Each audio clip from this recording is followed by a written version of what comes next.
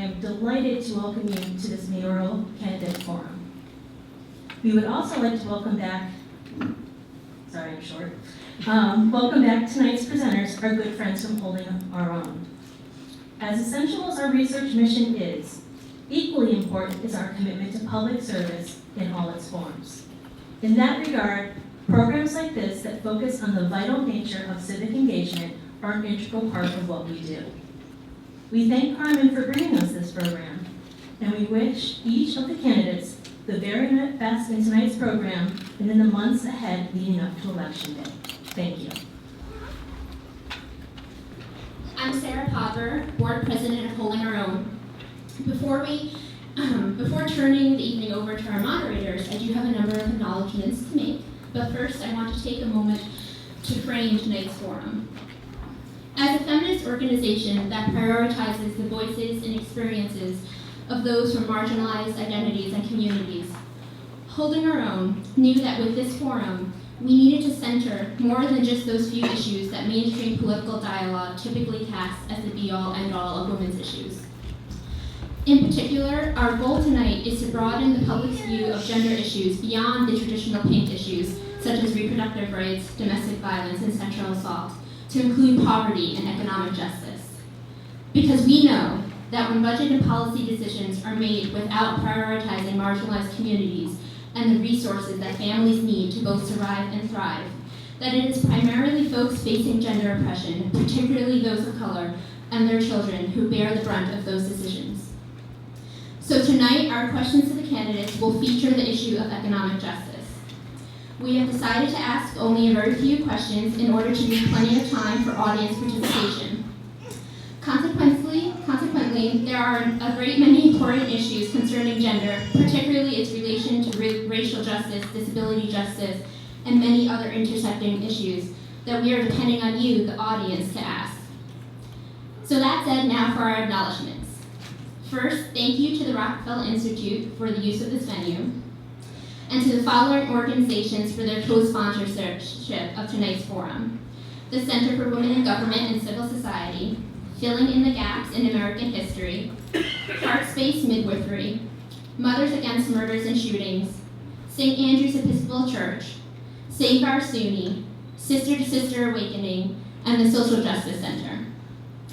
Thank you to Holding Our Own Executive Director Carmen Rao, the Forum's Organizing Committee, and the Holding Our Own Board of Directors for planning this forum.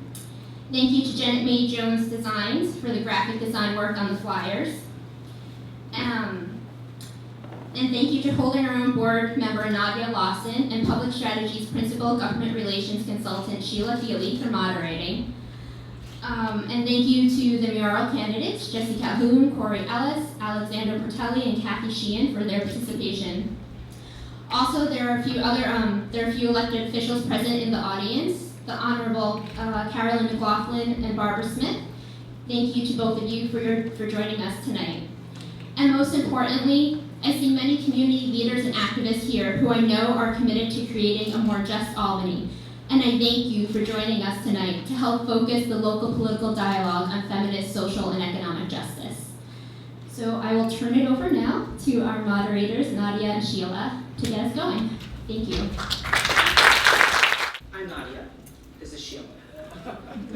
So just a quick word about format. And if you have a hard time hearing, please wave or say something, because from up here we really can't tell. The evening will begin, as Sarah said, with 2 predetermined questions created by the organizing committee, and then we will turn it over to you, the audience. For the first part of the forum, each candidate will have 3 minutes to respond to the questions. At the 2-minute mark, Q, our timekeeper, will say, "You've got 1 minute." After 2 minutes goes by. After 2 minutes go by. Yes. 1 minute. When you have 30 seconds left, Q will say 30 seconds. 30 seconds. At that point, we invite you to finish your sentence. When time has elapsed, Q will say, and at that point, we would be asked that you stop, even if it's mid-sentence. There's a lot of people here. We want to make sure that we get to everyone, and everybody has a fair shot at having their say. Having said that, if your enthusiasm just sort of can't stop, we will give you a chance to recoup by not asking you the next question. So we encourage you to stop when the time comes. I want to remind the audience and the candidates that this is a forum, not a debate. And so the candidates are not here to rebut each other or to challenge each other, but really it's an opportunity to share ideas.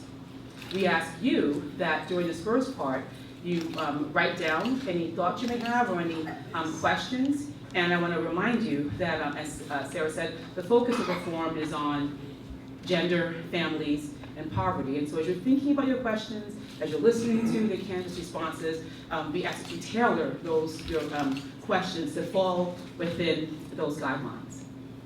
A few basic housekeeping things. We ask, first of all, that you silence your cell phones. And that if you have side conversations or anything like that, please step outside so that you can hear. If there are if you have a sort of strong reaction to something that's being said, which we hope you will, we have to also keep that, be respectful. There are a number of people that are taping and videotaping this event, which is a public event, so you're free to do that. Just a couple of things to keep in mind. We ask you to be considerate and not disrupt any of the proceedings. We also have not, with the exception of the candidates who are all public figures, none of the people in the audience are public figures. Well, I take that back. We ask that you not videotape them. Try to get the backs of people's heads if at all possible. And having said that, bathrooms are first floor. And in case you didn't know, there is an elevator if you need assistance. Are there any other sort of housekeeping things or any questions? Okay. We will say more about the format for the audience participation part when we get to that. I'm going to turn it over now to Sheila, who will pose the first question. The candidates are seated in alphabetical order. However, Sheila and I scientifically drew lots to see the order of the questions, and we'll find out what the order is right now. And the order will be used for both questions. So the first person is Corey Ellis. The second responder will be Kathy Sheehan. Third responder is Alexander Fratelli, and the fourth responder will be Jesse Kellman. With that, Sheila. Thank you so much, Nadia. And thank you for that scientific. It reminds me of a time at the Board of Elections. Anyway, that's another story. Anyway, welcome all. Thank you so much. It's great to see you. Such a great audience here tonight. And as Nadia said, it's a forum. So the real key is we want to tease out the questions, the issues. And I think that this may be the first time, correct me if I'm wrong, that there has been a focus on the issues that Nadia just mentioned here tonight. Usually you have forums and debates, and they're about convention centers and I guess aquarium and whatever else. This is very much in the context of families, gender, poverty. And we believe that it's high time that public officials at all levels begin to address these issues more directly. So thank you all for coming. And let me start with Corey and ask the first question. And I understand that all the candidates have received the questions in advance, so this isn't the first time that they're going to be asked it, and hopefully they've had some time to think about it and come up with a concise answer. So let me begin so Q can start. How will you go about ensuring that local women, people of color, poor and working class people will benefit from capital projects undertaken by the city in terms of job creation, housing, and small business development? Thank you, Sheila. And also I'd like to thank Holden Women's Foundation for holding this and all the co-sponsors of the event. How would I make sure? Well, in our city right now, we have a diverse population. And what we need to make sure what happens in this city in a productive way is that any contracts that go out, any city employees that work for the city looks like the makeup of the city. For far too long, our city government and our city projects and the construction projects, anything that happens in the city does not look like the makeup of this city. So I know we need to pay close attention to that, but what hasn't happened is the transparency of contracts that are given to the different construction contracts. The citizens continuously ask for that information, and they don't get it. The citizens continually ask for why on these projects are we not seeing more minorities on these projects, and don't get answers. That's about being transparent. And when I started the Capital District Black Chamber of Commerce 3 years ago, that was our focus. Minority-owned businesses when it comes to women and people of color in this city, and how we go about making sure that they have a legitimate opportunity, not things that are just said, but a legitimate opportunity. And we are beginning that process of holding people accountable for when we don't have those contracts, when people who live in this city see these jobs and they don't look like them. And so I think, I know in this city, we have to keep the data, which is one thing, have best policy practices, which is the second thing, information, so that way they can hold their government accountable for why these things aren't happening. And it's been far too long. I'm glad you're holding this forum to talk about those issues. It's been far too long that we continue in our community that I've worked in, continuously talk to people when I was in the council about why aren't we getting these jobs? Why aren't we seeing more people of color on these jobs? And most of the time I would fight and try to get answers, and we couldn't get answers. That's one reason why I decided to run for the seat 4 years ago. Couldn't get answers, we weren't represented, and so I began that process of saying we have to hold someone accountable for that. Thank you very much, Corey. Kathy? Thank you, and again, thank you for hosting this forum. And this topic is just so important to our city. The strength of our city depends on having strong, healthy neighborhoods. And we need to make sure that when we create strong, healthy neighborhoods, we do that by connecting the people who live in our neighborhoods to the jobs that exist in our city and that exist in the region and that will come in the region. And we need to also make sure that as we move our city forward, we're doing it in a way that takes into account the families that are here. We have many families in this city that are headed by single women. My husband would say that every household in the city is headed by a woman, but we have many households in the city that are headed by single women. And as we develop new neighborhoods, and as we look at the projects, for example, what's going on in Sheridan Hollow, where there's a proposal to build 67 low-income housing units and apartments, that needs to be done taking into account who is going to live there. Many of the residents in Sheridan Hollow are going to be single moms. That means we need green space. That means we need line of sight to our kids. That means that we need to make sure that there is transportation and hopefully a green market where fresh food can be bought that is in walking distance to that neighborhood. So as we start to move our city forward and think about how we build a strong city, it's in building those strong neighborhoods. And that is every aspect of it. It's what Corey talked about as far as making sure that we're putting jobs in the hands of people who live here already. And I've started to do that. I'm on the board of we call it the Albany Industrial Development Agency. That's an agency that gives tax breaks to projects in the city. And I have been fighting for 3.5 years to get language in our IDA policies that say that we will only give these tax breaks to companies that promise to give local jobs. It shouldn't be so hard. The roadblocks that have been put in the way are frustrating. And I am working hard to move those roadblocks. And I think when we have real leadership in City Hall that is firmly behind this and understands it, you will see those roadblocks moved completely out of the way, because it's how we build a healthy city. By having these jobs here, healthy families that can support their families, that's economic development, and that's what makes a strong city. Thank you, Kathy. Alex?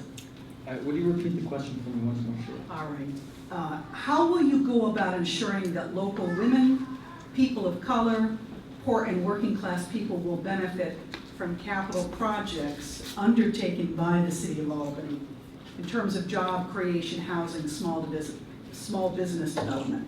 Well, I think, as for the job creation part, I think that, if they made it easier for small businesses and, large businesses too in the city in general, I think everybody would benefit from, job creation. I know personally from owning a business that, I don't hire people based on their gender. I hire them based on, their qualifications. And, you got to provide opportunity. And I think, having somebody who, in City Hall, whose motivation is a well-run city, properly economically efficient run city, that's a good way to do it. Also accountability as well. I think another thing is that, people need to be held accountable. And, a lot of times if, people are, I'm sorry, it's my first debate, so I'm a little nervous. All I know is from running a campaign and running a business, my campaign communications director, for example, Melanie Miser, she's awesome, she's amazing. And, she's got no political experience or anything. I don't have her on board because of her gender. I hire her because she's an amazing at what she does. And I think of my mom too. Another thing is that people, I'm sorry, my mother worked for the state for 30 years and she's been passed over job opportunities all the time because of political patronage. And, or party favors or, because, a male got the position over her just because of who they knew. And, that's what I like about being an independent candidate at least is, all I know is that if I was in City Hall, my goal would be that, the city, is run efficiently and that's it. So thank you. Thank you, Alexander. Appreciate it. Jesse. All right, definitely thank you to everyone who is hosting the event, Social Justice Center, holding our own. Also, anybody going to the Day of Benjamin tomorrow at the Social Justice Center, I'm kind of psyched about that. But anyway, one of my guiding principles is the utilization of local labor. So, like currently, residents of 3 Lincoln Square are going to be informed that they need to leave just before Christmas to make way for the new campus center. If anyone should have the first shot at that labor, I feel like it should be those that are being displaced. If there are jobs suitable within the campus center, they should be informed and given the opportunity and in a real tangible way, not in a way that they might miss it. Secondly, I'm fortunate enough myself personally to work in kind of one of the last few places where any kind of patriarchal society is kind of non-existent. I'm a preschool teacher. So most of my greatest teachers in dealing with socio-emotional development of the child have all been women. So one of the first things I want to do is just listen and understand the needs of all the communities in Albany. Also, I feel like something we need in the Albany area is a children's museum, and not one designed by an aquarium company, but one designed by a diverse group of teachers, including Lisa Murphy. If you're not familiar, in preschool circles, she's known as the ooey gooey lady, and if you've ever met anyone who really gets it with kids, she does. So that's kind of one of my ideas for that. But lastly, when it comes to small business, I was listening to Jermaine Greer on CBC, and she invited kind of all small businesses, women-owned or not, to kind of reframe how they think about competition. And she kind of said, like, let's see if we can move the small business community forward through cooperation. I play in a band called the Mayoral, and I've kind of found from personal experience that the cooperative mindset is much more beneficial because then you feed off of each other and other bands. We all support each other. So we all create our scene together. Same can be applied to small businesses, and I feel like it's up to us as a city to create the environment in which small businesses can cooperate and thrive and develop. Thank you very much, Jesse. And thank you for all of you for moving so expeditiously through the first question. We're going to move now on to question number 2. It has a few more subparts to it, a little more complicated. So what I'm going to try to do is frame it and then explain it a little bit because it might not have been so clear just in seeing it in print. But what would you do if you were elected to help bring the city together with county, state, and federal government agencies to maximize funding from public dollars and bring those resources to the city? This sounds like an exam I had with the state. Wow. But basically what we're trying to say is, you know, we know that most of the money that we're talking about for youth jobs, recreation, education, affordable housing, reentry programs, child care, nutrition, health care, it comes from the feds and flows to the county, right? The city doesn't really have jurisdiction for much of the things that we look at as priorities for the community, except in some very discrete ways. So we were thinking, oftentimes, you know, a mayor, a mayoral candidate in the past will say, well, that's not my job, that's not my business. And we're saying, how can you, let's get creative, let's get imaginative. What would you do as mayor to work with officials at the federal, the county level, the state level, at all levels, to make sure that funding and resources are made available to the city in these discrete areas? And there's 5 of them. Opportunities for youth, job, recreation, education. Number 2, affordable rental housing and or lower middle income home ownership, and not just the first-time home buyer assistance. Number 3, available services for women reentering from prison. 4, child care, including after-school care, free or low cost. And last, nutrition and health care for women and families. So what I'll do is start with Corey, and there's a lot here, so Q's gonna help us kind of track the time as we go through this. But maybe you could pick one of those subcategories out of those 5 and speak to how could you maximize getting resources here to the city, particularly in a time of scarce public resources and an economy that's struggling to return. And most importantly, I'm going to throw another thing in, is how will the citizens evaluate your success? Okay? Corey, you want to take a shot? Sure, I'll try. All right. I know, and I worked at Trinity, we worked with the county at the Trinity Institution, now Trinity Alliance is a non-for-profit organization.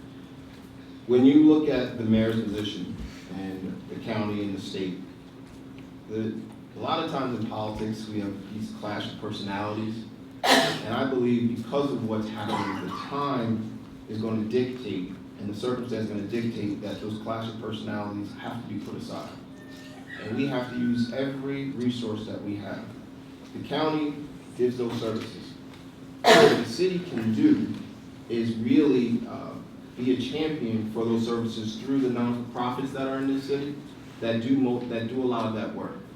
And we have to help the county understand that sometimes if we put it in the hands of those individuals who are doing that work, it works better. For too long in politics, and this is why I got into politics, too long I've seen things not happen for people because of personalities and the leadership. I got into this because I'm one of those kids who benefited from those programs, of those after-school programs, or those community centers. That's why I got into this business. When I came back home, and I was delighted to work for Trinity Institution, and I saw how Trinity began to work with the county and put together things throughout the whole entire community. The city's role should have always been to champion what was going on in the community, but not only champion, but getting that information out to the public. We do a bad job of letting people know what is available to them.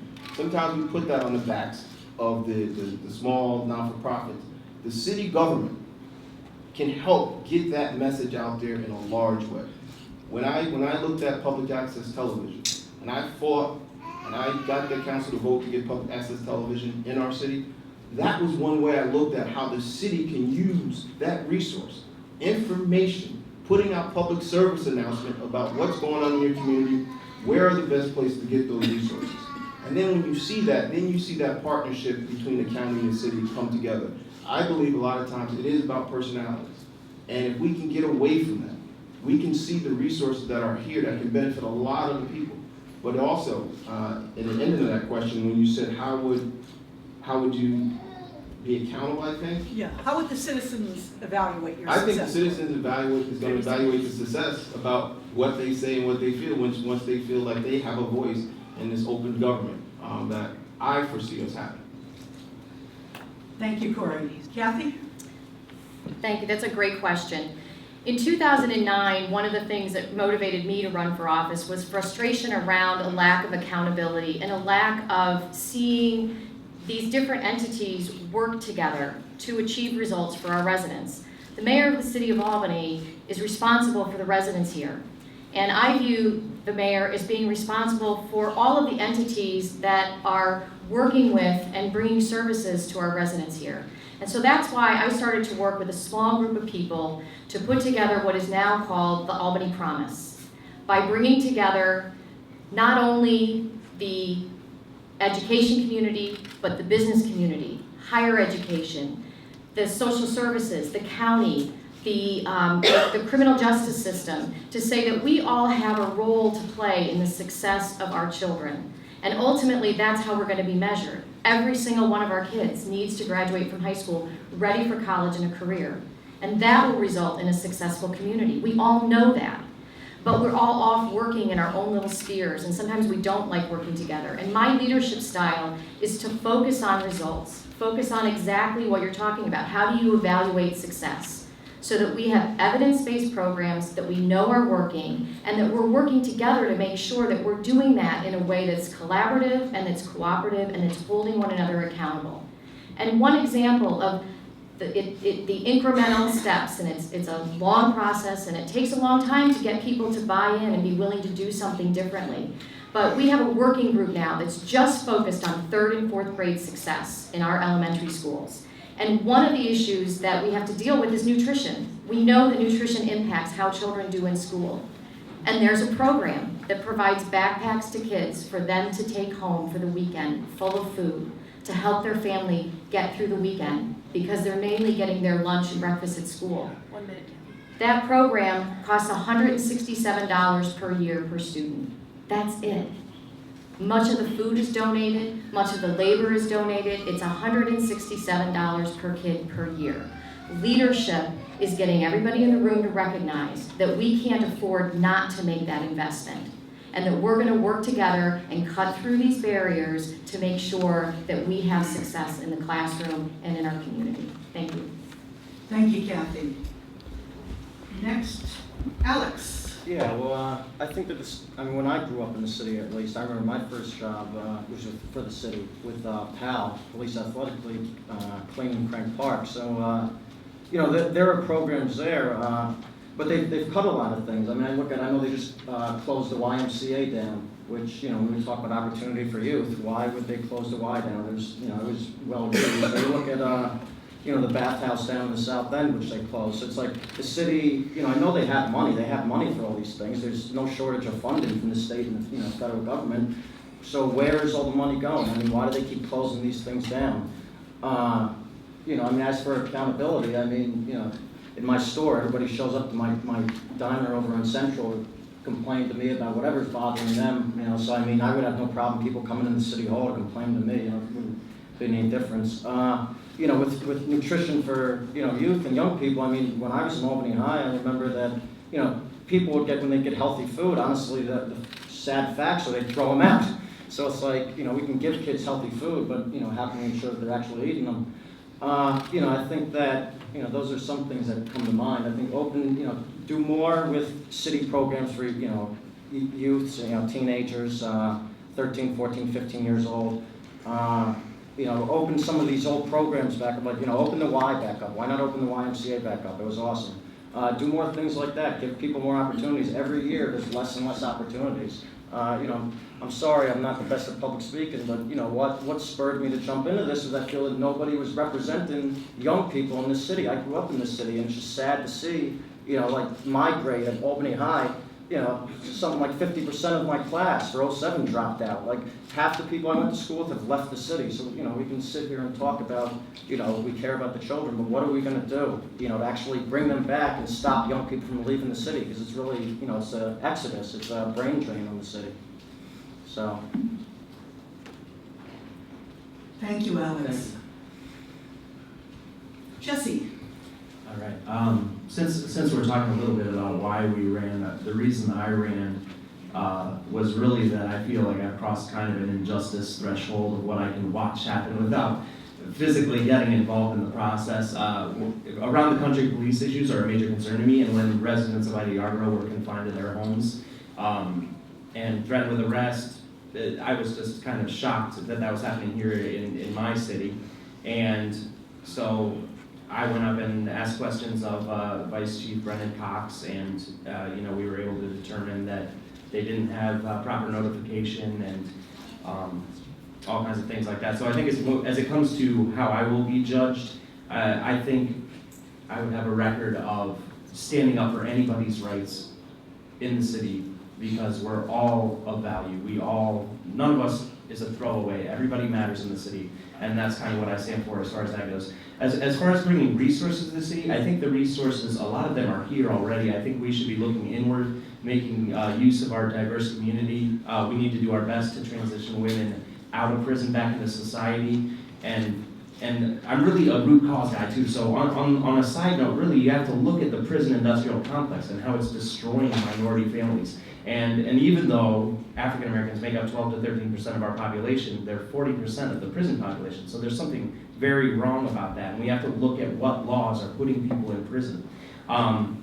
We need to engage our children in more activities and give them guidance. I talked a little bit about the Children's Museum.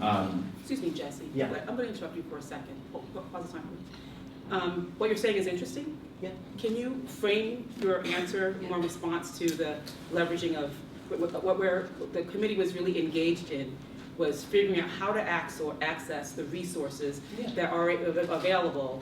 What's your role in making those kinds of connections? And I want to make sure that you use your time in order to be able to address that. Can you please speak up so we can hear you better? Sure. Yeah, if you could almost speak into your microphone, that'd help too. I think I'm right up on it, folks. There we go. But yeah, so specifically, I mean, we need a variety. Let's talk about housing.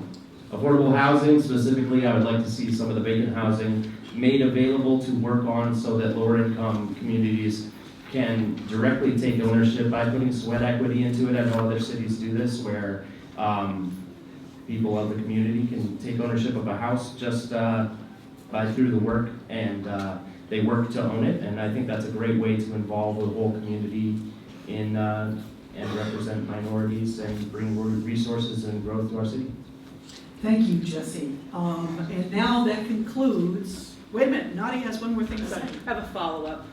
Sorry, I didn't tell you. I might have a follow-up. And each candidate, we invite you to have to take 1 minute to respond to the question. I think that each of you have said interesting things about about what it would, how you would go about using the mayor's office to get more resources, get more of those federal resources in. We talked about a number of things, involving nonprofits, convening different kinds of bodies. So again, sort of focusing on, I'm sorry, I'm having a hard time for a second. You talk about a number of things, but one thing that we recognize from our years of activism here is that so often programs are designed for communities and don't have community participation. So, for example, in our research for this, we discovered that in the zip code of 12207, the poverty rate is 53%, 190th in the country. I would venture to say that all of the programs that are created for the benefit of these communities have very little input from the people in that community.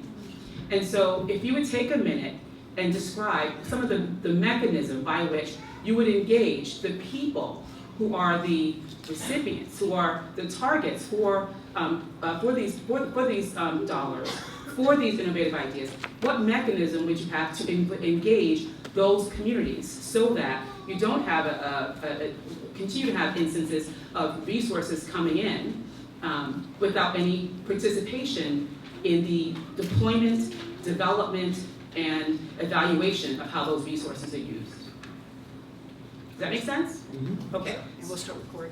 Yeah, and we'll start with Corey, and you'll have 1 minute. 1 minute. 1 minute. I don't know how you answer that in 1 minute. All right. I mean, how do you answer that in 1 minute? Try. So we start now. I mean, most of the time, you know, when you're in city, you know, when you're city government, you're the mayor, you're a city council member, your constituents inform you of a lot of things they need. What we haven't done is empowered our lower level elected officials to go about crafting what they feel they need in their neighborhoods. I think that's where we start as city government. Profit is a different way. And I think, and we're talking about government, we have not empowered our local elected officials, who are our city council members, to really have that direct dialogue. And our city budget needs to reflect the policy of how we want our neighborhoods and our city to go. That's what you're talking about when you're talking about for the mayor's job. Thank you, Corey. Kathy? I will create a position in City Hall whose sole purpose is community engagement. And I will also build a culture among our city commissioners of community engagement in all the decisions that we're making at the city level. And I'll give you a specific example in our efforts under the Albany Promise. There were a number of us who advocated very hard that 50% of the board of Albany Promise should be people from the community. Not people serving the community, not social services agencies working in the community, but people from the community. And that we pay those board seats. That when we create those board seats, we recognize that those of us sitting on the board as part of our day job are getting paid to be there. But for community members, they're not. So we need funding to pay for those positions. Those are the types of things that really create empowerment and get the community involved in the decision making and in making sure that we're putting programs in place that are going to work for our community. Thank you, Kathy. Alex? Say the question for me once more, Sheila. All right. Let's see Now, that. give him the short version. The short I'll version. just stay on the point. Yeah.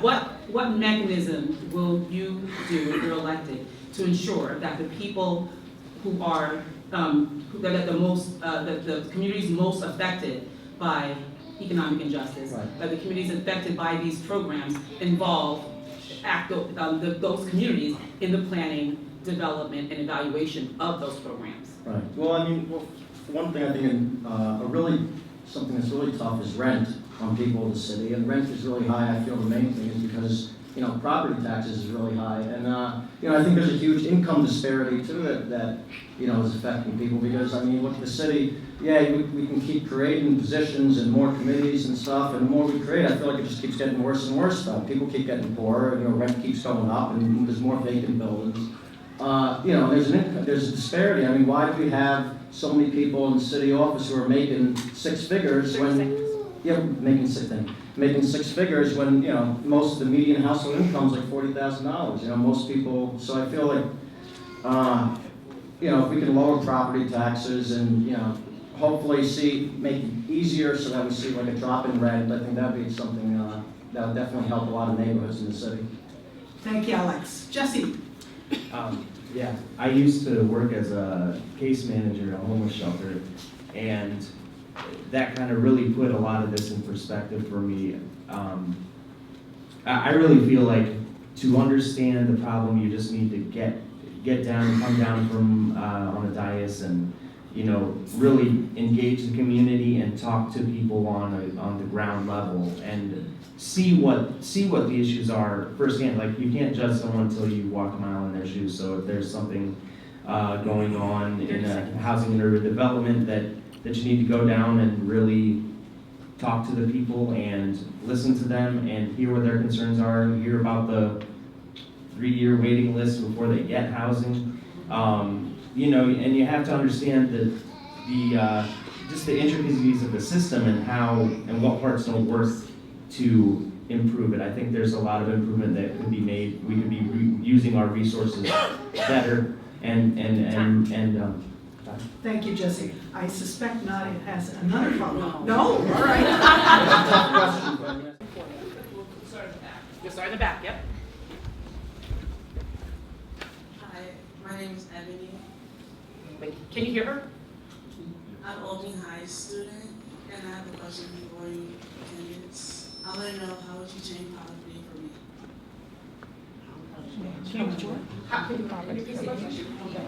How would you change poverty for her, an Albany High School student?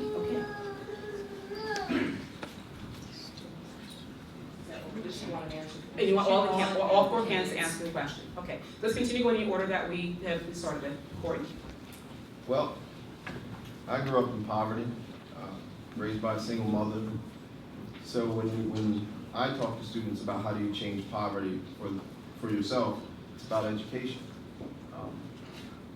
My mother is part of the working poor, works 40 hours a week and struggles every single week. So when I was able to see that and witness that, and have my mother continue to tell me, Corey, you don't want to clean somebody's toilets, sweep somebody's floors, you need an education. So what I say to young students, and I've been in Albany High with 9th grade class last year, 9th grade class this year, I talk about that success, and what that success is. And part of that success is you're on your track because you're getting an education. So once you begin that process of getting that education and higher education, you will see your position in poverty change. So that's what I would say. It's not me who can change your position in poverty, but it is you reaching out to someone like me who can help and guide you in the way that you need to go when it comes to education. And that's the quickest way out of poverty, is an education. Okay. I think Corey's absolutely right. Education is the key to getting out of poverty, and every single student and child in this city can succeed. Every single one of them can succeed. One of the things that I can do as mayor is make sure that when we spend money on our summer youth program, we're spending that in a way that gives you the job skills that you need in order to succeed in the workplace. So that it's not just a program that keeps kids off the streets for 4 hours a day, 4 days a week, but it's a program that teaches job skills, resume writing, interview skills, that it is a real experience that when you graduate from that summer youth program, you are a person that any employer in this region can look at and say, here is somebody who is ready for the workforce. You know, you start with a job. I scooped ice cream. I was a soda jerk, you know, scooping ice cream in an old-fashioned soda fountain. That was my first job when I was 16. I had a few other jobs before I was 16 when it probably wasn't legal for me to be working, but you know, I started working when I was 12, but that's how you start. What I would do, all those people in the city hall and in the city government that are making $100,000, I'd do everything I can to cut those so that nobody in the city, no city official makes more than $50,000. And I think that would save the city $8 million there. I'd take that $8 million and I'd lower property taxes for one. So hopefully rent is, will go down. It's cheaper and more affordable for you to live. I'd throw out permits that make it so hard for businesses to start up in this city, and throw out permits that make it hard for vacant buildings to be turned into something productive for jobs. So we could hopefully have more jobs for your parents. And I would provide, do everything I can to work within the city, the means of city, law to make it easier for alternative schools. So you have other options in school to go to. Let's say, like, when I went to the free school, I dropped out of Albany High and I went back to the free school, which the free school is totally privately funded. They don't turn down anybody, and I feel that I got a lot out of it. That's what I could do. I'm sorry that, I hope that you believe me that, that's what I think would be able to help you a lot, because I sympathize. Jesse. Yes, definitely. I'm a teacher myself, preschool teacher, and I've been looking a lot into education, and I really feel like, well, first of all, New York is 17th in the country of dropout factories, meaning so kids don't want to be in school. 60% or more of the children that start freshman year are not there at the end. So I feel like the children aren't failing the schools, it's the schools that are failing the children. We've got forced curriculums, we've got an overly punitive system, there's not enough guidance from teachers that's really frustrating children, making them not want to go to school. We're punishing just about everything. I mean, it's crazy what's going on in the country with regard to that. So I don't blame the children for not wanting to be there. We've created a terrible environment for them. So I think we fix the schools by understanding the problem and listening to the children, listening to the teachers, listening to the parents. The teachers don't want to teach forced curriculums. The children don't want to sit in an environment where their natural abilities are not being engaged and they're all working for standardized tests. overabundance of standardized tests. So I think we need to fix the educational system hardcore. It needs a lot of reforms, and I think it needs the vision of people who really get it, what's going on, and that's what I would strive to do to help create young people coming out of school situation, I think, as a victim of that environment. Thank you for getting us started, Ebony. We're gonna go to the next room. Hello. Right now, there's another meeting going on in Albany with Albany Med and Tri-Cities. They are knocking down houses around Myrtle and Morris Streets, displacing 31 families by the end of the year. Okay, this is being done to support the business of the hospital and the college, but what happens to these families? So how do you plan to negotiate building business for the hospitals and our major employees, but avoiding displacing families and lower income residents? How are you going to balance that, and how are you going to keep them informed? Because there's a lot of people who don't even know that this is going on in the city of Albany. Who'd like to answer the question? All of them. Who asked that question? Did you name, please? I'm Winnell Jones. Ms. Jones, this is, when I was on the council, my first year on the council, I walked into an issue, just the same issue, with the DeWitt Clinton. People being moved out, not knowing where they were gonna go, not knowing where they were gonna be. So when you look at the mayor's job, I mean, it's the mayor's responsibility to allow the citizens to know what's going on and what's happening. Unfortunately, too many times, that's not the case. Now, why would I be more sensitive to that? Those neighborhoods I came from. I understand what people need when there's going to be change, or I understand what happens to people who feel they have no voice and have no strength to fight back people with money. So it is up to me as mayor to make sure I fight for the people. That's what I've done my whole entire career. I've worked and fought for people. And out of any candidate up here, that's what I've done. I've always fought for the people. So when you talk about people are feeling scared, absolutely they are. Because they feel they have no power and they didn't have a voice in how their neighborhood would change and where they were going, how are they going to survive after that matter. So when you look at it, as me as mayor, that's dear to my heart. Because that's what I've always done since the first day I started working. I fought and I became the voice for the people. And that's the type of mayor I'm going to be. I'm going to be the people's mayor. Thank you, Corey. Kathy?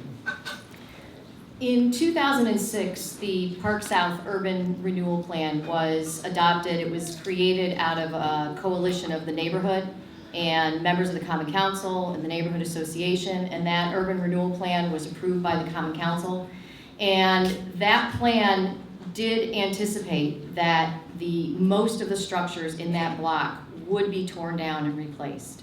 That doesn't make it any easier, just because it's been in the works since 2006, doesn't make it any easier for the families that are going to be impacted by that. Overall, I believe that if it's done right, this can be great progress for our city and an exciting opportunity to create housing and retail and the types of things that people are looking for in walkable cities. For the families, the commitment that has been made by Albany Medical Center is that they will relocate every single one of those families and they will provide rent subsidies if rent subsidies are needed for their replacement housing. And as mayor, I will make sure that they keep that promise. 1 minute. That it is a promise that is not just short-term, but that is long-term, so that we can make sure that we're not displacing families in a way that completely disrupts the schooling of their kids, what their expectations are for where they were living. But overall, this is a plan that is part of a larger urban renewal plan that did grow out of a community engaged effort. We can never engage enough. We can never communicate enough. I know that there's a meeting going on tonight where it's being communicated even more, but we do have an obligation to those families to make sure that they are taken care of. Thank you, Kathy. Alex? Yeah, I have to agree that, I mean, for short term, ensure that, you know, when the hospital or, let's say, one of the college campuses, you know, undergo one of these projects, you know, that they compensate the families that are, you know, losing out on this, losing their homes. Long term, I think that if you made it easier for people to, you know, own their own properties, own their own houses, you know, I think then people wouldn't have to be forced into leaving their homes if they actually own their own house, their own property. You know, they wouldn't have, you know, be in a situation like this. So that's where I stand on that. I'm sorry. Thank you very much, Alex. Jesse? Yeah, I definitely feel like there's kind of an Albany history here with, you know, the plaza and everything where we kind of put makeup on it, but what we're ultimately talking about here is gentrification and the displacement of people. And it's important to address that in a fair way. I think we might want to, I think we might want to look at less grandiose projects and look more at small scale developments that don't displace so many people, personally. But as far as notification goes, I think definitely that's a role that we would have to play and kind of get stuck with what's going on. I personally, that area, I know my band plays at Valentine's all the time. I'm gonna be sad to see that go. We've been talking about it a lot this week. But basically just notify people and maybe try a different model, somewhat that's more of a gravitational model where you take properties that aren't necessarily in use and you make that more appealing and then bring more people in that way. But yeah. Okay, thank you, Jesse. And just a note to the participants, just because you have all those minutes, you can use less than that too, you know. I'm a talker, so you know, this is hard for me. But if we could have, if somebody could come down to the front so that we get a kind of mix and maybe a question from somewhere in the front, that would be helpful. How about this young fellow? Thank you for calling me in. Yeah. My name is Marlon Anderson, and until today, I was also a candidate for mayor in the city of Albany. I was removed from the ballot due to political machinations, but I will be addressing that on my own. My question is for Corey Ellis, and my question is related to poverty. As we know, poverty is related to the representation we have. And as we know in this city, we have a political elite who feels that they're entitled to political elitism. We've had a mayor for 20 years. You yourself have ran for office twice now. You lost in 2009, and you're running again. Marlon, can we let's stick to the...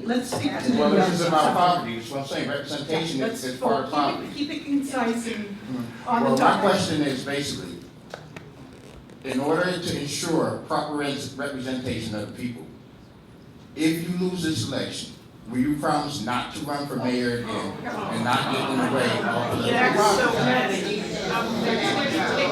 Move on, who has the next question? Yes, it is. Yes, it is. Yes, it is. My name is Ira Kelly, and I appreciate what this gentleman, Alexander, said. He pointed out about cutting government spending in the city. My question is, there are people here that's upset with the city. There's a group that we formed called Communities United Together for Urban Affairs. And so some of the people who are in this room that was part of that. We started the Trade Line March. My question is, I want to piggyback off of what he said. I feel like there's some services that's in city government that could be cut. You know, to me, the whole corporation council could just go. Again, and I want to say this. I know my question is this. I want to hear from the rest of the three candidates. What would they do about cutting government spending in the city of Albany and the city? All right, who are we gonna? The next three questions. Corey, you want to get it? Sure. Yeah. Well, as we got to look at everything in our city. 4 years ago, when I ran, that was one thing I called upon if I was mayor, is to audit every city department, because we need to know where we're spending money, where we don't need to spend money. But also, I think the mayor's position is to lead by example. And I am firm about cutting the mayor's salary because we need to start from the top. So that way we create other revenues and resources. So when the mayor's salary begins to come down, and I also said the mayor's salary will not be, under my administration, will not be a raise every year. You get a raise if you get reelected. So when you start looking at things that way, then you have a path of where you need to go and what services you need more of and what services you don't need more of. That's what needs to happen. It needs to be a really audit of city departments. I know after the election, I know the mayor, they did an audit of 2 departments, 2 or 3, I believe. Council members kept asking for more information. They didn't get it. But when you look at the financial issues we're going to be in, we're going to have to look at, it has to start from the top. And that leadership has to show an example of, if I'm ready as the mayor to begin to cut my salary, to look at other ways, I have to lead by example. So it's a good question, and it's going to be some questions that as mayor I'll have to continue to answer and look at how we begin to save money for property taxes. And Kathy, and I'd ask again, we're going to restate this. This forum is on 3 topics. And please address yourself to those questions or we're going to redirect you, okay? Because we're here to talk about 3 things, right? The question should be focused to that, okay? If not, we're going to redirect it. So Kathy? There's no doubt that we need a city government that we can afford, and I will start by implementing what's called goals-based budgeting, so that you start from the bottom up, and you talk about what you're going to accomplish with the taxpayer dollars that you're going to spend from department to department. And when we implement goals-based budgeting, then we as a community can have a conversation, a much more informed conversation around the services that we keep, the parks that stay open, the types of services that we're going to provide, because when you talk about cutting, it's not as simple as just saying we're going to slash everything by X%. I wish it were, but I know as the city's chief fiscal officer, it's not that simple.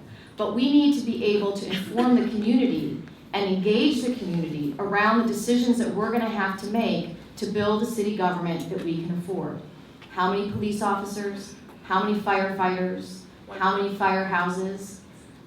How many potholes we're going to fill? How we plow the streets? How we make sure that our parks are safe? All of those things are part of what we spend this money on. And if we do goals-based budgeting so that we understand from the bottom up where our costs come from, then we can make those decisions together collectively and in a way that takes into account social justice. Thank you, Kathy. And again, I'm going to restate, I'm beginning to sound like a feminism, gender, poverty. As a moderator, I get to insert something I found it very interesting, that in the mayor's budget statement to the Common Council, which is available online, he's talking about the priorities of the city of Albany. There was nothing about the neediest communities in the city of Albany and how decisions are made in terms of salaries or funding. So that's why we're here today. And I implore all of the candidates to think about this. This is why we called it Changing the Dialogue, to talk about the neediest, okay? So can we frame it that way in your answers? Carmen? We had Carolyn back there. Jump over here.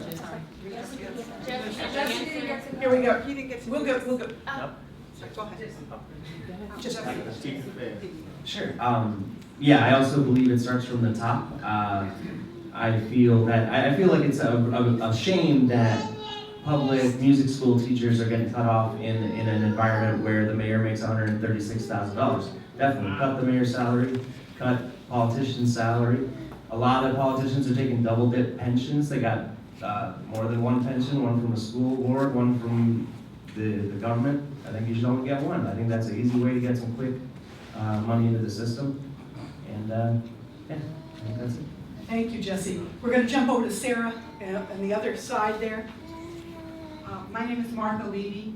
My question is for all of the members of the panel. When you're mayor, can you frame what your commitment will be to to a hiring policy for city government that would encourage the hiring of Albany residents, women, minorities, and members of the LGBT community? Thank you. And we'll start with Corey. Well, I mean, that's all about accountability and tracking. You send a message to all your commissioners who hire. You put a policy together. It's a policy. You create a policy where that becomes implemented, and then the citizens are able to see, okay, this is the city's policy on how we're going to be hiring and what these city departments look like. That way, you're just not taking my word for it.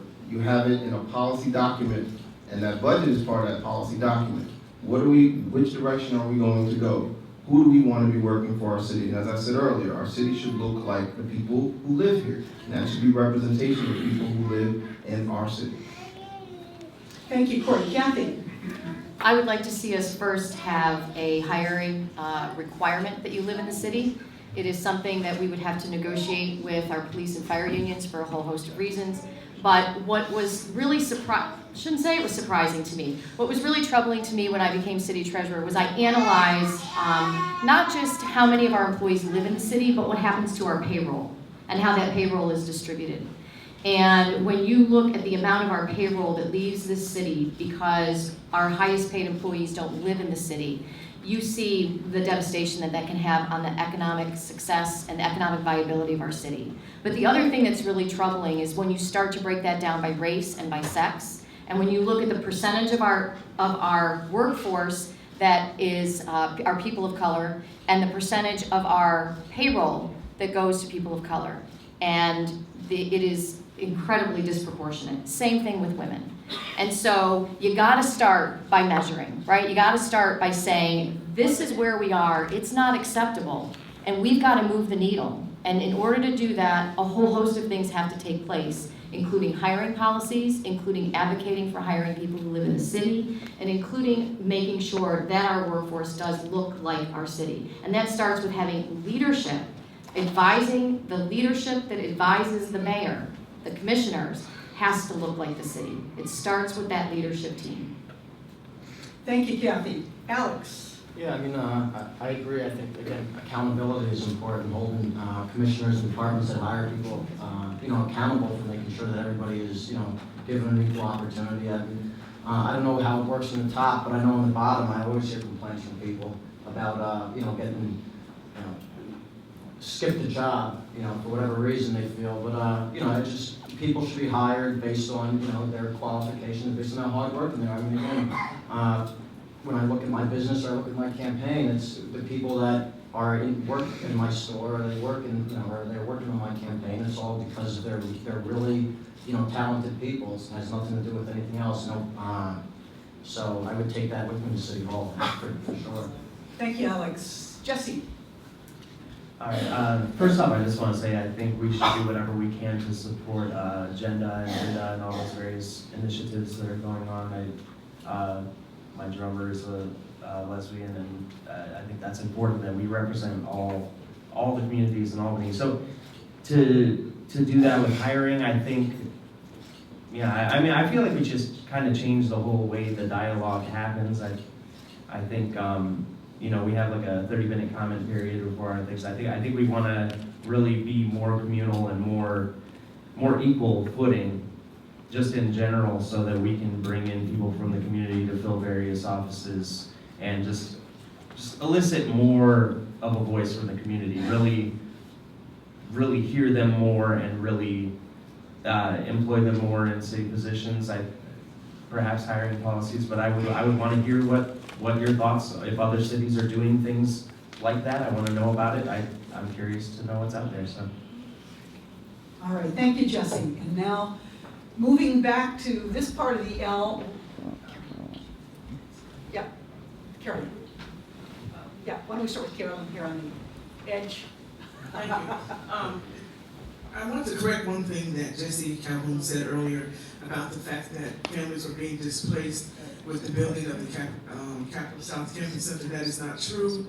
No one's being moved out of Lincoln Square in order to build the Capital South Campus Center. That center is underway and no one has been displaced. So I just wanted to correct that statement. Okay. Do you have a question too, Yes, I Carolyn? do. Okay, I did want right. to make sure that we corrected his statement.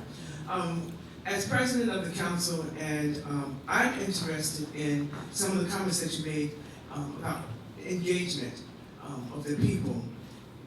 How are you going to utilize council members as well as the president of the council to help you do some of the things that you're talking about doing in terms of specifically as it relates to engaging the people in the community to help you make directives for where you're going with the city, and not, because the statement, what prompted this is you said about using commissioners to make sure that they understand what your policies are, but do you believe that council members and council president also have a role in making sure that your policies are put forward and you get information that's needed to help you establish policies? I think they play a key role, I guess, since I'm always going first, right? All right. For everybody, Carolyn? No, I just need Mr. Ellis and Ms. Shields. I think, you know, as I've stated earlier, I want to give the council members more power and authority over the budget. And the reason why I say the city budget, because the city budget creates a direction, a policy, and the way you want it to go. When we talk about gender issues, gender hiring, people of color hiring, Carolyn, I know you've done it, I've done it in the council, continuously asking, can you give us a breakdown of how many women work in this department? Can you give us a breakdown how many minorities work in? And we were never able to get it. So once you allow that information to be public, it is public information, but we just never could get it. Then you begin to see, then the council members, it empowers their council members to say, wait a minute, we got this department, and there's not one woman in this department, there's not one woman commissioner, what message are we trying to send? And so when I look at, when you talk about that, and I think there's one part of the question I might have missed, but for me, it's always been on the forefront. Since I've come back home to Albany, since I was on the city council, we have to allow the people to see what we're doing. And as mayor, the mayor has a seat at the city council chambers, but the mayor doesn't go. I'm going to be there at least once a month. So that way it encourages people to come into the city council meetings and they're able to address their mayor without just saying, oh, I have an open door policy, come in and see me. Why won't I sit there, which that seat is created for the mayor to sit there? Kathy. Well, Carolyn, I think you've heard me say this before, but to my supporters, I often say, watch what you wish for, because everybody's going to have to work harder. And that goes for how we work with the Common Council and how the mayor works with the Common Council and the leadership team. You know, I already, at every opportunity that I have as city treasurer, reach out to Common Council members. When I hear things going on in, for example, a contract and supply meeting, or when I sit on the IDA board, my first thing that I do when I get back to the office is reach out to the council person in the area that's going to be impacted, to leadership. You and I have worked together on a number of IDA projects where we've sought input to make sure this is happening in your backyard, in your neighborhood. What do the people in your neighborhood think about this? What do you think about it? How would you like to see it directed? And I've seen a lot more participation by council members, particularly on that Albany Industrial Development Agency board, the IDA board, but also with our business improvement district and the types of things that when we make decisions, I don't want to go any further until I have input from everybody who's going to be impacted. And I believe that our common council members are that first line. They're the first resource to go to say, you're the elected representative of the neighborhood that's going to be impacted here. What are we going to do? How would you like to see us move forward? What type of leadership role can you play in that? Thank you, Kathy. And then come back. I wanted to point out that it's 8:18. We'd like to, and we're beginning to talk a little bit, so we want to wrap this up within the next 20 minutes or so. And so I want to invite you to, remind you to please, as much as possible, keep your questions focused on the issues of gender, families, and poverty. And with that, Sarah, who do we have next? Yes, good evening. My name is Wanda Willingham, and I have a question that centers around diversity in the city of Albany. I presently live in North Albany, and as someone who has walked the city of Albany and knows these neighborhoods very well, we had a growing number as far as Hispanics are concerned. So much so, I myself had 2 Hispanic grandchildren. And one of the main problems that I do see is the lack of outreach to groups of families, especially women. I know we can go into beauty shops and get our hair done and realize that we're getting our hair done by Spanish-speaking women. However, in our communities, especially I can talk about Hope 6, I can talk about Bonheim Street, and so I can go on and on. What I would like to know is what the city is going to do. You walk down Central Avenue to see some of the stores have put in, they have signs up in Spanish, but no place else.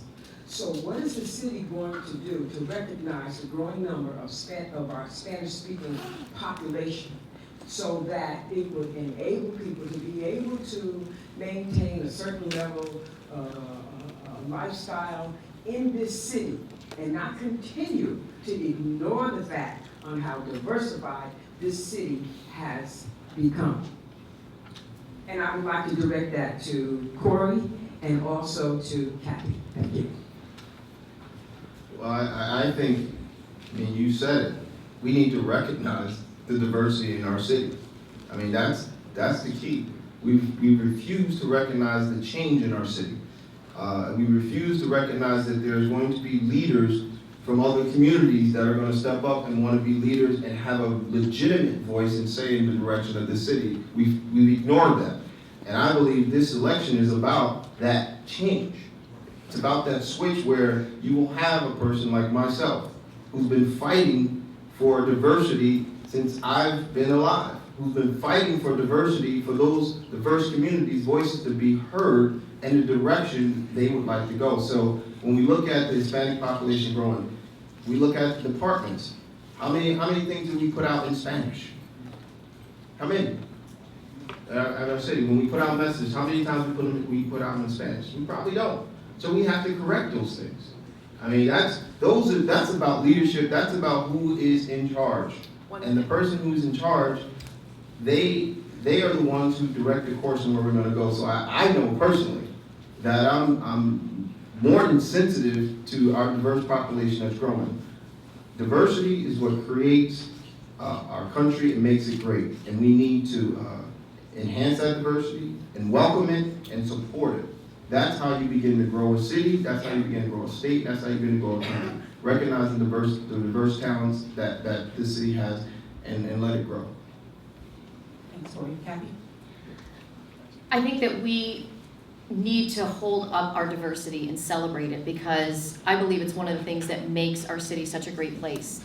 And I would like to see us focus more on how we embrace that and hold it up and show it as a strength. We do a lot of special events in this city. We have Tulip Festival, we have a Live at 5, but I don't feel that the city itself really does enough to embrace our diversity and celebrate it the same way that we celebrate tulips. So I think that that's very important. I think that another growing population in our city is our refugee population. And that is a population that has other issues, not only language barriers, but cultural barriers that are tied to being oftentimes in a war-torn country and having suffered serious trauma. And so one of the things that I will do is have a outreach with the school district, because that's where we're seeing a lot of these children. Let's start with the school district, who has access to our families, and talk about how we as a city and as a school district can work together in order to do what you're talking about, which is to say this is a welcoming place for people of all ethnicities, and our diversity is our strength. Thank you. Okay, so we're gonna, lots of hands, we're gonna come to the, this gentleman who was at his hand up in the beginning, and we're gonna go over here. Right. My name is Larry Gambino, and my question is for Kathy. In one of your first answers, you spoke of roadblocks to providing jobs to community members. Could you describe some of them and how you would remove them? One of the roadblocks that I'm describing is, again, I sit on this board called the Albany Industrial Development. And people come to us with projects and they say, we're going to create economic value for your city, we're going to build a new building, and we want you to provide us tax breaks in order to do that. And my response to that is, hire people who live in our community and we'll provide you with those tax breaks. Some of the roadblocks that were put in the way of that is, well, you're gonna make it too expensive, you're gonna discourage developers from making this investment, it might not be legal, all of these questions around it. And so I went out and I said, look, they're doing this in Rochester, so if it weren't legal, how can they do it in Rochester? It's getting people to recognize that we've got to think differently. And if we're going to commit tax incentives, it's really tax breaks. It's our money. Wouldn't you love it if I said to you, hey, you want to pay less in taxes for 10 years? Go right ahead. We have to ensure that we're really getting value and benefit for our community. And in Albany, that means jobs for our residents. And so I want to take a much firmer view on when we make these decisions that we have real strings attached and real commitments tied to those. Because what we're giving away is an entitlement, and we need to get, for our residents, they need to get the value of that. They need to see the economic development of that. Right there. Hi. Sorry. Go over there. Nope. No, right here first. Sorry. This room has more people. We're gonna come back there. Your room is next. Good evening. My name is Khadija Peak, and to my understanding, the DSS system was put into place for people who need to get back on their feet or to get on their feet. However, one of my friends is homeless and she's met a roadblock with DSS at every obstacle in Albany and in Schenectady.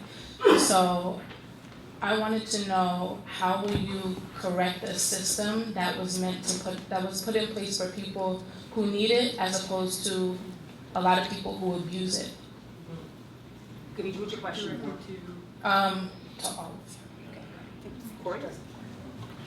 Well, and this is not to, I'm not passing the buck, but DSS is a county-run department. But when we look at DSS, for years, I've heard the complaints, people not following up with you. It's supposed to be a place there to help you as a safety net, but it hasn't been that safety net for those who truly, truly need it. So when we look at our DSS system, I think we should look at it even in a broader way of how do we continue to have people generation after generation after generation culture of poverty. DSS, as you said, is supposed to be a safety net. Why are those who really need that safety net not getting it? I don't know. I'm not, but it's a county issue that I think the city really needs to talk about, because we have to figure out our growing population of poverty. We have more non-for-profits out than we ever had, and we still have, and the poverty level continues to grow. It's unacceptable. So when we look at DSS as a county program, the city and the mayor of this city needs to sit down and say, listen, how do we begin to make sure those who need that safety net are getting it, and making sure, more importantly, that we are making inroads into limiting the number of people who are stuck in the poverty. The fact that DSS is a county program doesn't, to me, diminish the importance for the mayor of the city of Albany to ensure that our city residents are getting the services that they need from DSS and what they're entitled to. And it is very frustrating when people get bounced from place to place and they're told, call here, call there. So we need to have a process in place where the city has an understanding of, first of all, the population, how many people in our city are receiving services from DSS? What are the roadblocks to those services? What is the quality of those services that are being delivered?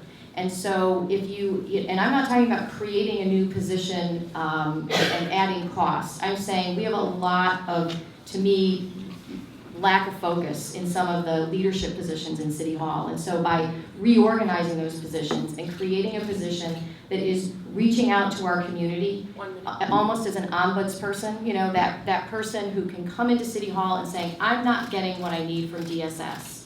That we have somebody who has that relationship, is going to pick up the phone, create the meeting, make it happen, so that our residents are getting, we pay, our taxes fund these these services that are delivered countywide, and we need to have accountability around that. So there should be somebody in City Hall who has that relationship and has the ability to find out and get to the root cause of what any individual who lives in our city, what their issue is with DSS.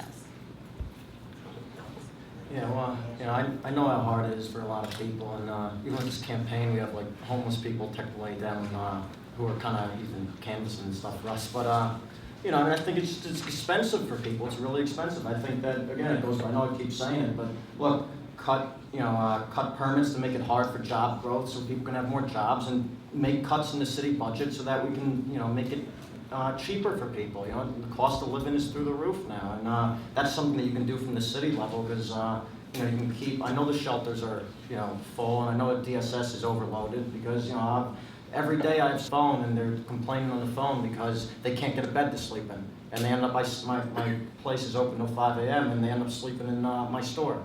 Every night you can come in and see somebody.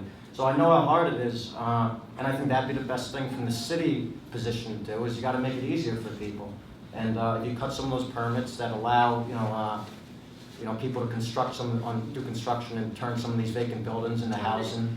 And if you cut some of these permits to make it hard for small business owners to create jobs and give people jobs, I think that would be a citywide solution, and then hopefully people will have an alternative so they don't have to just rely on a shelter or the street. Jesse. Yes, thank you so much for asking that question, first of all, because that's huge.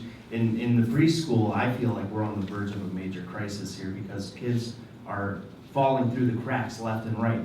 They're not being able to continue going to school. And I feel like one big element is the cost of education thing. I think, teachers and everybody, we have to jump through a million hoops now. As mayor, I don't know, I could lobby to try and make it less expensive for education. That's one thing I could do. But also just really, at the county level, fight for our tax dollars to be going to the services of our residents. Because I hate seeing these kids who have needs, English as second language students, kids who need it, kids in lower income families. That's where this really hits hard at DSS services, and I really want to see that turn out. Thank you. We'll go to the next one. I've got one question. But Sheila has a I'm going to take the privilege of the chair. I just made that up. Our current mayor, and not to criticize the current mayor, but I'm just using that as an example, is the treasurer of an organization called the New York State Conference of Mayors and Municipal Officers. The City of Albany has always been active in that organization, as many other cities. This organization advocates for city interests at all levels of New York State government. It's very interesting. I went online before this program to look at their 2013 legislative program. Found very interesting. They had 13 top priorities. Not one mentioned women, children, families, or poverty. So what I have is a question for each one of the candidates is, how would you change that priority list, and what would you put on that list of priorities that will then go to the state as priorities for cities such as Albany? Corey, we'll take you first.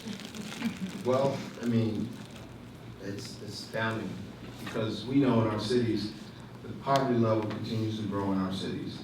And if we do not come together and really hammer out the poverty issue, we'll end up like Detroit. We'll have those who can afford to leave will leave, and those who can't afford will stay. And they'll be left at the mercy of whatever is left. So it surprises me, shocks me that in that conference, there's no one standing up for people who are struggling. All the mayors, if you're in a big city, you're struggling with that. You're struggling with the poverty. So why has our country seems to have forgotten that we need to stand up and fight for those who can't fight for themselves? And we have to start looking at ourselves and really saying, what type of country are we going to be in the next 20 years? What type of city are we going to be in the next 10 years? Are we going to be a city that continues to talk about we want to grow, but continue to leave the most impoverished, the most vulnerable behind? And for me, my administration, no, that's not going to happen. And that's why we really need to be strong, be forceful on making sure that those who cannot speak for themselves have a representative that can speak for them. And that's what needs to happen. Thank you, Corey. Kathy? I'm kind of looking forward to my first meeting with the New York State Conference of Mayors because I have a feeling that I'm going to be a bit contrarian. I get their emails and I'm somewhat dumbfounded by the priorities, including reducing collective bargaining rights, which disproportionately impacts women because women in municipal government are, particularly in our schools, we have most of the employees are women.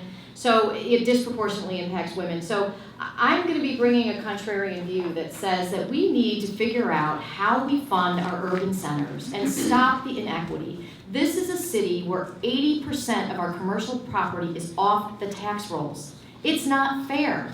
We're asking people who live in some of the poorest census tracts in our country to subsidize the state, our healthcare system, our public housing system, and in some cases, private companies. So we need to change the conversation and talk about not how we take away workers' rights, but how we fund our urban centers in a way that is just and that is fair going forward. Thank you, Kathy. We're going to finish and then we'll jump around. Alex? Yeah. Well, for one, I think 90% of the not over 90% of the city residents haven't even heard of the Conference of Mayors. I think that I don't even think I would have a list because I don't think you should prioritize one issue over the other. But I think the mayor, the Albany mayor, it shouldn't hurt at all to take part with this. But I think one issue solves the other as long as you have a transparent government. You hold elected city officials accountable. You have a properly economically run government. I think that a lot of these issues would solve themselves. And again, you make it easier for people. You use city government as a tool to make living quality of life and living expenses easier for people to live in. So, thank you, Alex. Jesse. I feel like there's kind of a consistent pattern across the country of cities treat people in a way that they're kind of worthless. So there's places where they take the homeless and the cops pick them up, drive them out. That's a young man right here. Okay, so this young man. You gotta go to this room. But I'm not there, so hi. Hi, my name's Martin Robinson. I host a local radio program out on a college radio station at SUNY Albany, but I'm going to make this question short and quick. And this is regarding the conversation we've been having about poverty. Now, a lot of this conversation has been made up of pointing out facts about poverty and discussing long-term ideas on how to reduce the incidence of poverty in the city. But what I see is kind of absent in this conversation is any short-term plans to reduce the incidence of poverty, because those who are in it, the more we talk about these long-term solutions to these problems, the longer they have to wait before they get some relief. So for all the candidates, if you guys were elected mayor, what would you guys do, short-term ideas, to reduce the incidence of poverty in Albany? Well, when you think of poverty, there's different levels of poverty. There's people who don't have jobs. There's people who are working every day and still impoverished. So I know when we look at the short-term solution of poverty is a city where people feel that they can move up in the city. Right now, I think we have a city and an atmosphere where certain people just don't feel like they have the chance to move up. They don't have the opportunity to move up. And with my administration, they will see those chances and those opportunities. And that's where you begin when you talk about how in the short term. Because then if you can begin that process of showing that our young people that there is an opportunity in the city that they live in, that they grew up in, and they don't have to move away, they stay. and they become examples for other kids who are growing up in poverty, and they begin to grow. So in the short term, when you look at poverty, it's a broad issue because we're not just talking about people who are not working. We're talking about the working poor and how do we change that dynamics with the number of working poor in our city. Thank you.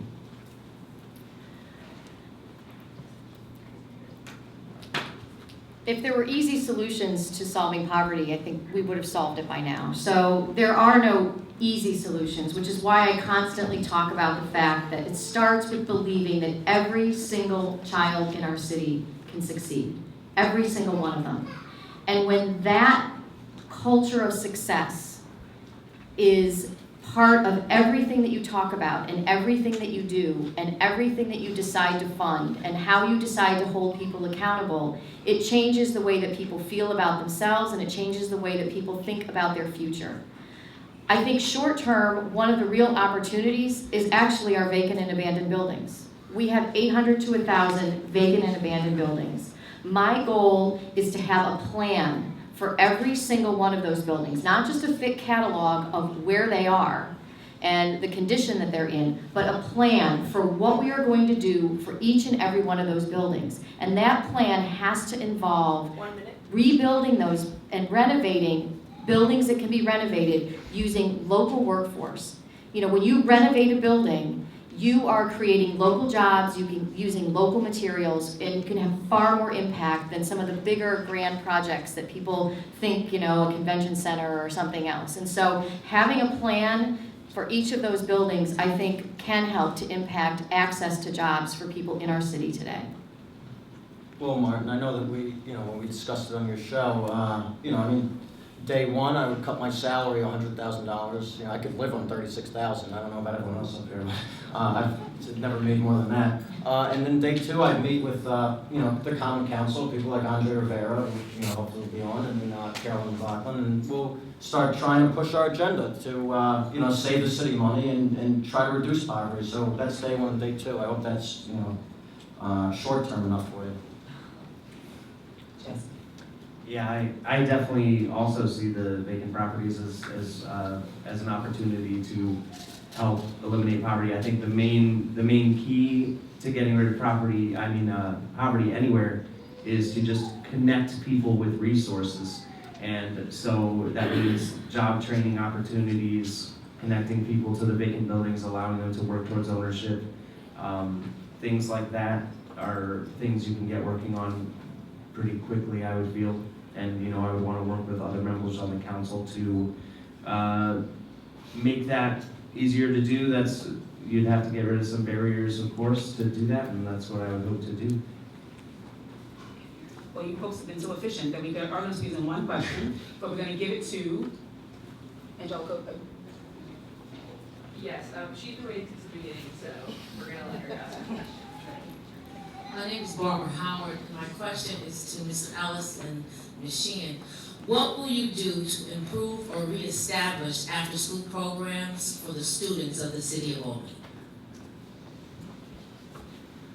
Well, I think that the collaborative relationship with the school district will help with that. I think the school district is the way we can begin to look at how we establish those after-school programs within our school district, within our already schools. And I think that relationship, building that relationship with our school district will help us be able to provide some of those after-school programs. But also, the YMCA, building a relationship with them as well. The Y has a plan where they want to increase the ability for children to have those after-school programs. So when you look at the different partnerships, everyone in the city says we need an after-school program. So it takes the leadership to come together and make it happen. I believe the money is there to make it happen, but I think personalities have gotten in the way of what is best for our children. So I think when you look at all the agencies that are doing this, they're there. It's just we need more. So how do we create more of those after-school programs and opportunities for kids who really need it? And I think that's about relationships. I think that's about understanding what the school district will need from the city to make it successful, and the city stepping up, making sure that it happens.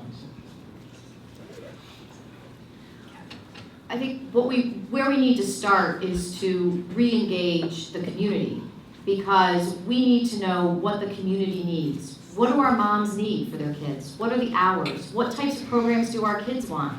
We started a process in 2009 where we were asking the community that, and it fell away because it didn't have leadership behind it who was willing to roll up their sleeves and do the hard work around community engagement. Because we've got to start by creating programs that kids are going to come to, and where parents are going to feel that their kids are safe.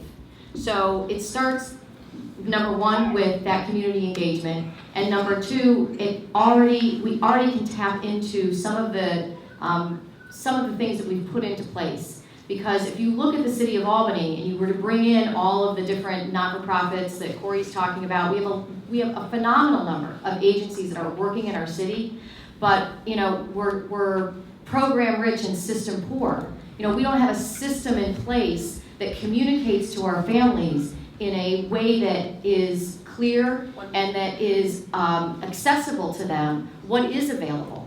And how do we connect people to the programs? And then how do we get some programs to stop duplicating efforts and say, we don't need 15 karate programs, right? These guys have got karate, they've got it, right? So now we want you to focus on these other 3 programs that we've heard our community tell us that they need. And this is where they need to be. And this is what the hours need to be. So that we're really creating after school and other programs that meet the needs of our neighborhood, not what somebody thinks on high, but of the people who live and work in our city. Thank you so much, and I want to thank all the candidates here tonight for giving so much of their time.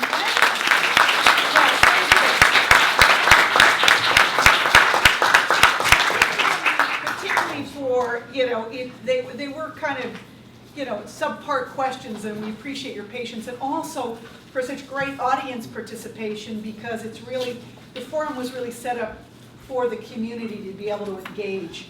So what we do want to encourage, if the candidates could stay around, is for people to come up and interact and follow up and ask questions, and make sure that you've signed up downstairs before you leave. If you haven't signed the sign-in sheet, Carmen, anything else? Actually, if you wouldn't mind talking with the candidates outside, because we are being thrown out. We turn back into pumpkins at 9 o'clock, and we have to clean up. So thank you, Q, for your wonderful time. So thank you so much for coming. Thank you to the panel. Thank you.